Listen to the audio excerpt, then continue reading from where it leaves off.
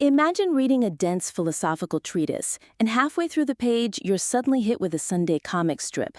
Because that cognitive whiplash is exactly what today's submitted book stack is doing by placing Walt Kelly's The Incomplete Pogo right between towering works of history and science fiction. Yeah, it really is quite a jump. Right? So a key theme running through this material seems to be the juxtaposition of heavy intellect with, varied cultural histories. But looking closely at the section where the books transition, it feels like serving a piece of bubblegum in the middle of a five-course steak dinner. That is a great way to put it.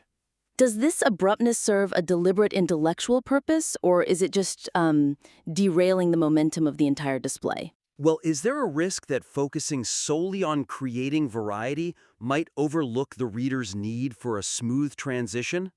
The physical placement of the incomplete pogo currently disrupts the otherwise cohesive progression of weighty academic texts. Let's break down exactly what we mean by that weakness. Because when you actually look at the physical composition of this curated stack, the friction is just palpable. Absolutely. We're looking at a highly deliberate selection of literature here. On one side, we have Hajime Nakamura's A Comparative History of Ideas, which sits right on top of this remarkably thin, delicate comic strip collection. Yeah, and then directly beneath that comic, we have Jacek Dukai's Ice. Right, which is just... It's massive. Exactly. It's a visually brutalist science fiction epic with huge block lettering on the spine. So the core weakness here is that this exceptionally thin comic volume is wedged tightly between two incredibly dense, visually and intellectually imposing monoliths. Yeah, it really creates a jarring transition, both physically and intellectually. Right, because it lacks a smooth segue from the surrounding texts, the comic strip feels like an accidental misplacement rather than a curated, deliberate choice by the creator. It completely halts the visual momentum. It really does.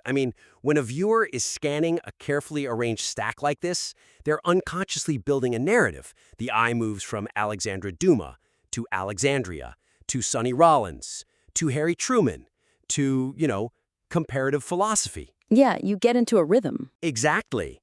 In that progression, the viewer's brain is getting primed for heavy, complex, historical frameworks. And then, without any warning, they hit a mid-century comic strip, only to be immediately thrust back into a massive, challenging sci-fi epic. I want to challenge you on that, though. Isn't there an inherent charm in serendipity? Well, Because I can see what the creator's going for here. If you perfectly group all the comedy together and all the history together, aren't you just, spoon-feeding your audience? I hear what you're saying. Like placing a comic between philosophy and sci-fi forces the viewer to stop and think about the connections. That is a fair point, but serendipity still requires an invisible scaffolding to actually work. Okay, fair enough. If you drop a comedic wild card into a canyon of deep philosophical works, it doesn't read as a clever subversion to the casual viewer. It reads as a mistake. Right, yeah. You want the viewer to feel a sense of discovery, not a sense of confusion. The jarring physical transition actively prevents the audience from appreciating that wild card. I can see what you're going for here. Let's see how we can strengthen this so the curator's intention actually lands. Yeah, let's do it. The suggestion is to reposition the comic collection to serve as a deliberate palate cleanser, or a thematic bridge rather than an abrupt interruption. Exactly. If we want this to feel like a cohesive exhibition of a well-rounded mind, we have to gently guide the viewer's expectations. You have to give them an on-ramp and an off-ramp for the different genres you're presenting. Let's look at some concrete examples of how to execute that. One clear option is to move Pogo down the stack so it sits directly next to Siegel's Laughing Matters. I like that a lot. Right? By doing this, you instantly create a dedicated comedy and satire subsection that flows naturally into the rest of the collection. That immediately solves the momentum issue. Laughing Matters is visually distinct, it has that bright yellow spine, and its title explicitly flags the concept of humor to the brain. Yeah, it primes them. Right. So if Pogo rests right on top of it, the viewer registers, we are now entering the phase of the collection dedicated to the philosophy of humor. It gives the viewer permission to shift gears. That's a great way to handle it. Alternatively, another concrete approach is to place Pogo at the very top of the stack as a whimsical, inviting crown that eases the reader into the collection before the heavy historical lifting begins. I highly recommend that approach, actually, because it completely changes the psychological entry point of the entire image. Oh, interesting. How so? Well, if Pogo is the first thing you see at the top, it acts as an appetizer. It tells the viewer, we have a broad, playful intellect here, even though we are about to dive into David McCullough's Truman. It frames the entire collection with a sense of warmth. That makes a ton of sense. Moving along, I want to pivot from where the book is placed to why it's there in the first place. Right, let's get into the why. What is Pogo actually doing in this stack? As I understand it from the notes, the argument here is that a well-rounded mind consumes everything from zoology to jazz history. Sure, the eclectic mind. But an analogy comes to mind: just because a trombone and a violin are both instruments doesn't mean they belong in the same quartet without an arrangement. Oh, that's good. Thanks. I just worry that the deeper themes of this specific comic are getting lost in the noise of these heavier books. Building on that point, what if we looked at it from the perspective of political commentary rather than just format? The implicit justification for including a mid-century comic strip among dense, historical, and scientific biographies remains entirely opaque. Let's unpack the weakness of that opacity, because we have to look past the physical dimensions of the book and examine the actual intellectual content. Right. Walt Kelly's Pogo isn't just a collection of Sunday funnies. It is some of the most piercing, intelligent, and historically significant political satire of the 20th century. Absolutely. The weakness here is that to a casual observer, Pogo is just a funny cartoon. Because it sits far away from books that share its underlying themes, its famous sharp political and social satire is completely overshadowed by imposing, explicitly serious biographies. Like McCullough's Truman. Exactly, or Aidan Livy's Saxophone Colossus. The deeper intellectual value of Pogo is being suppressed by its neighbors.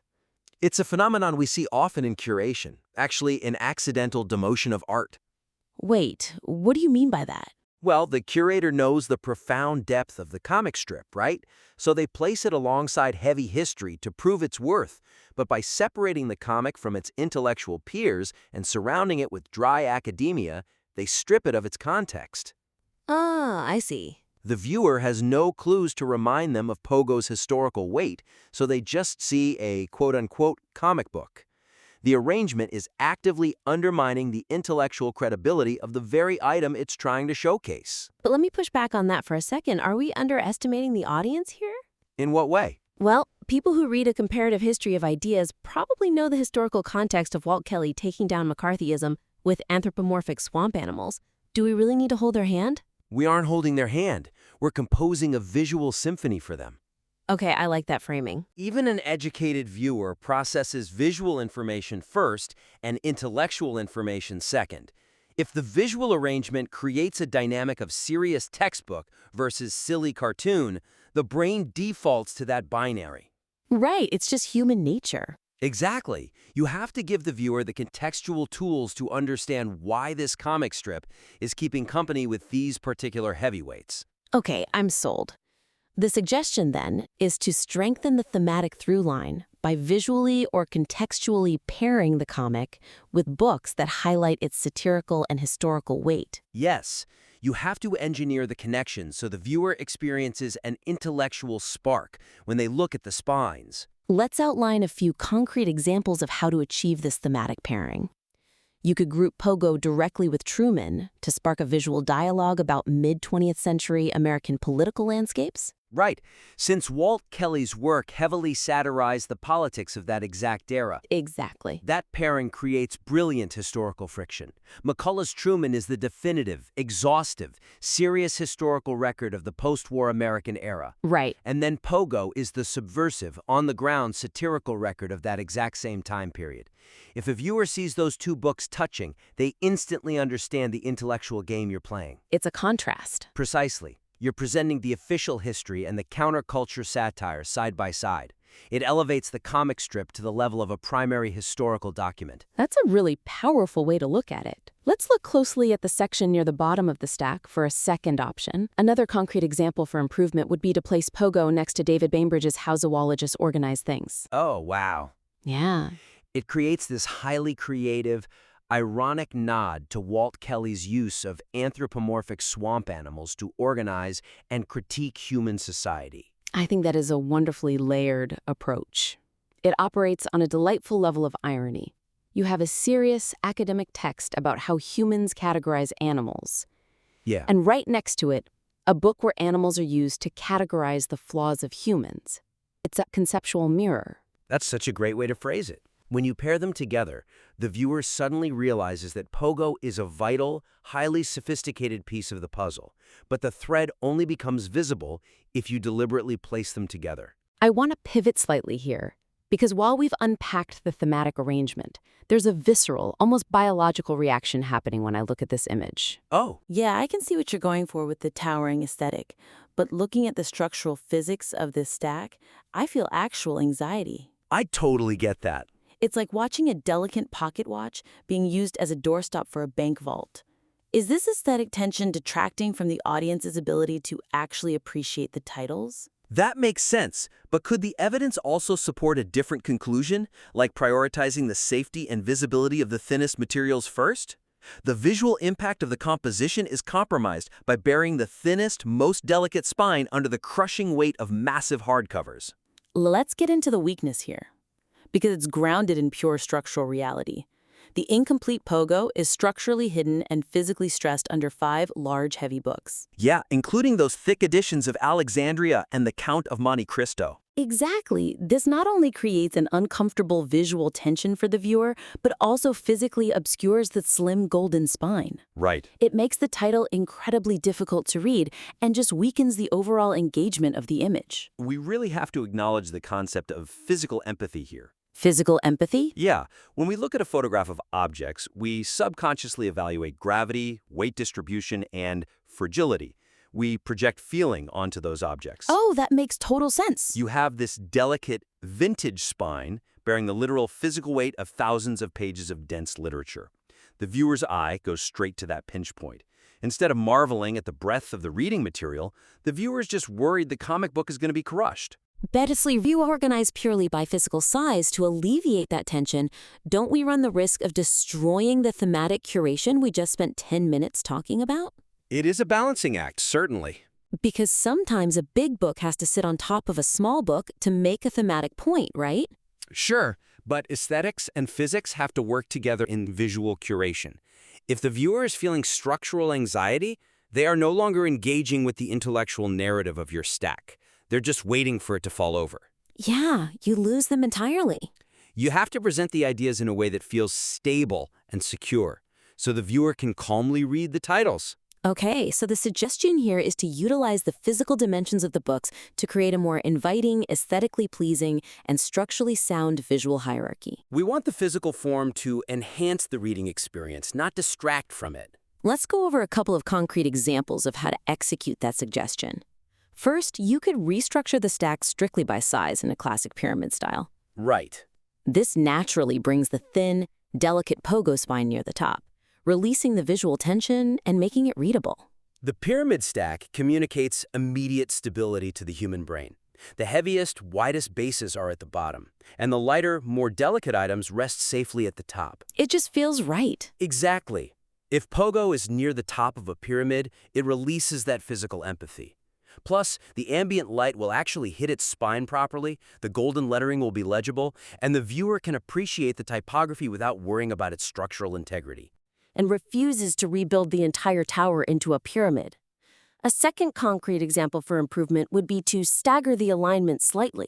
Oh, staggering is great. Yeah, you simply pull the thin spine of Pogo forward by an inch so it catches the light, making it a deliberate, protruding focal point rather than a crushed afterthought. Staggering is a highly effective compromise. It breaks the monolithic, sheer cliff face of the stack. Right, it adds texture. By pulling that one thin spine forward, you're essentially highlighting it. You step it out from under the shadow of the massive books above it, catching a light. It tells the viewer, I know this object is different, and I want you to look at it. It transforms a structural flaw into a deliberate aesthetic feature. I love that. So to pull all of these threads together and summarize our critique, today, this curated collection is undeniably intellectually rich. Oh, Absolutely. It demonstrates a fantastic breadth of reading. However, the inclusion of Pogo in its current state feels jarring.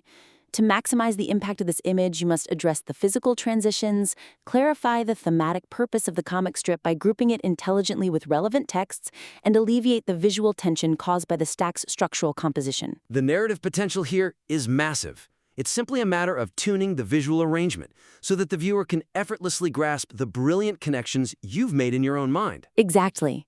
For an actionable summary, we recommend moving Pogo so it sits next to Laughing Matters to establish a comedy baseline. Or next to Truman to create a powerful thematic resonance regarding mid-century political history. Right. Furthermore, employ a staggered alignment or a pyramid stacking method to pull that delicate text out of physical obscurity and structural danger. We would love to see how this stack evolves once those adjustments are made. We warmly invite you to reorganize your stack using these concepts, snap a new photo, and submit your work back in for another critique to see how the story of your collection has transformed.